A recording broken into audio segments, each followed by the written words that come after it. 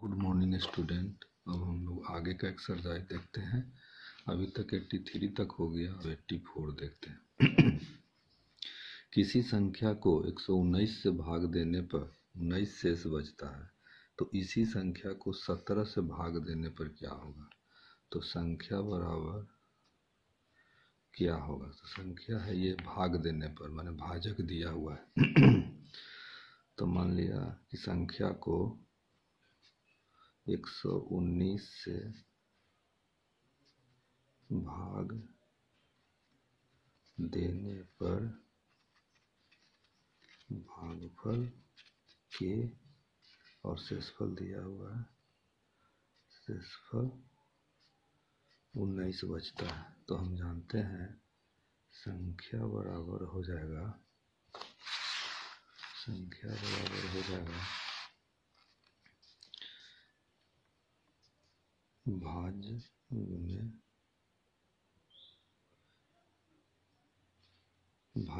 भाज्य संख्या माने भाजक गुने भागफल प्लस शेषफल। तो यहाँ हो जाएगा 119 से भाग देने पर मैंने भाजक 119, शेषफल कितना मान लेते हैं के, प्लस भागफल के और शेषफल क्या है 19। अब देखिए 119 को ऐसा तोड़ें कि 17 के टर्म में हो जाए। तो 17 17 63 50 से 2 17 से 19 से मैंने 17 गुने 7K प्लस इसको 17 में हम लोग तोड़ सकते हैं, यानी 17 प्लस 2 लिख सकते हैं 19 को। ठीक, तो 17 कॉमन ले लिए, 17 कॉमन ले लिए तो 7K और 17 प्लस 1 प्लस 2। तो शेषफल कितना हो गया, 17 से भाग देने, मान लिया कि ये भाजक हो गया और ये भागफल हो गया। 17 का ये हो गया भाजक और ये हो गया भागफल, तो ये क्या हो जाएगा 2 शेषफल। इसीलिए 17 हमसे तोड़े हैं कि यहाँ दो ऐसी संख्या को 17 से भाग देने पर, तो 17 में टूट गया, ये हो गया भाजक और ये हो गया भागफल, ये हो गया शेषफल। तो आंसर हो जाएगा शेषफल कितना 2। तो इसमें देखिए 2, ये आंसर हो गया।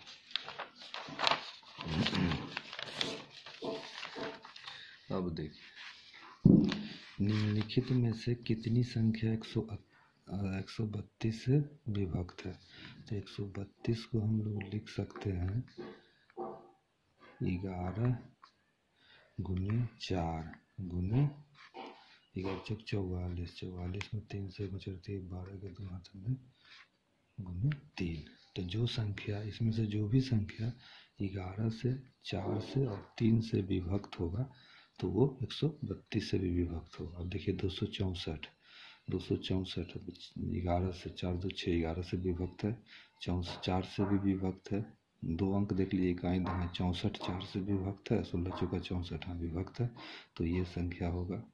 और 11 से भी विभक्त है, 4 में 2 जोड़िए 6, 6 में से 6 घटा दीजिए 0, ये भी 11 से विभक्त है। 396 देखिए 396 3 से विभक्त होने के लिए जोड़िए 9 चौक 15 3 18, 3 से विभक्त है। 96 4 दूनी 8, 96 को देखिए 4 से विभक्त है, 4 2 4 चौका 16, 4 से विभक्त है, 6 3 9 में 11 से विभक्त है, तो ये भी संख्या है। 462 6 2 8 8 4 12, 3 से विभक्त है, लेकिन 62 जो है वो 4 से विभक्त नहीं होगा, क्योंकि 62 नहीं होगा 4 से विभक्त, 62 4 नहीं होगा, इसलिए ये संख्या नहीं होगा। फिर 792 देखिए 9 2 11 7 18, 3 से विभक्त है, 11 से विभक्त है, 7 2 9 और 9 में से 9 गया 0, तो 11 से विभक्त है। 92 4 दूनी 8 4 12, तो 4 से विभक्त है, मतलब ये है। 968 8 6 14 14 और 9 14 9 23, 3 से विभक्त नहीं, तो ये संख्या नहीं होगा। फिर ये देख लीजिए 8 7 15 1 16 2 18, 3 से विभाजित 78, 4 से विभक्त नहीं होगा, तो ये नहीं होगा। 5184 8 4 12 1 13 13 5 18, ये है 11 से, देख लीजिए 4 1 5 8 5 13, 11 से नहीं है। अब ये देखिए 6 3 6 6 3 9 9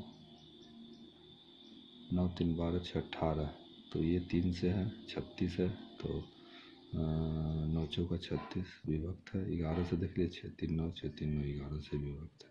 तो इस तरह 1 2 3 और 4 नंबर संख्या क्या है 132 से विभक्त है।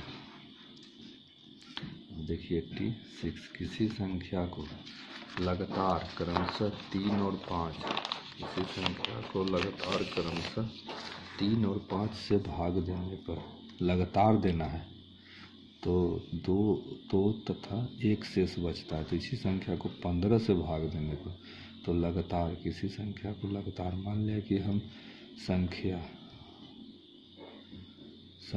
कितना मान लेते हैं Q, किसी संख्या को लगातार क्रमशः, लगातार भाजक, तो भाजक किसका मान लेते हैं K, तो लगातार क्रमशः 3 और से भाग करने पर, तो 3 और भागफल मान लेते हैं K, तो शेषफल कितना हो जाएगा 2।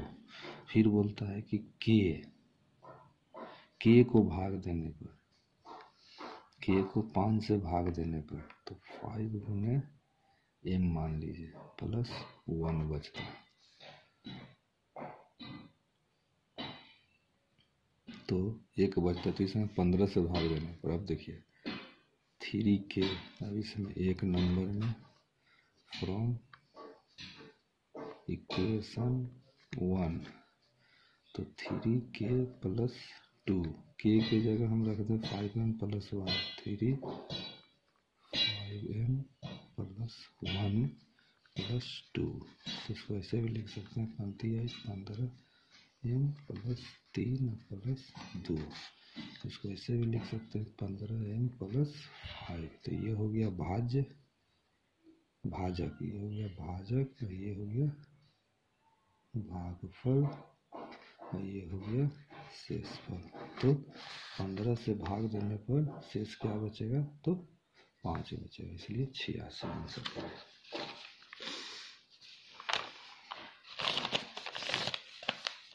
अब देखिए ये वाला 87 नंबर,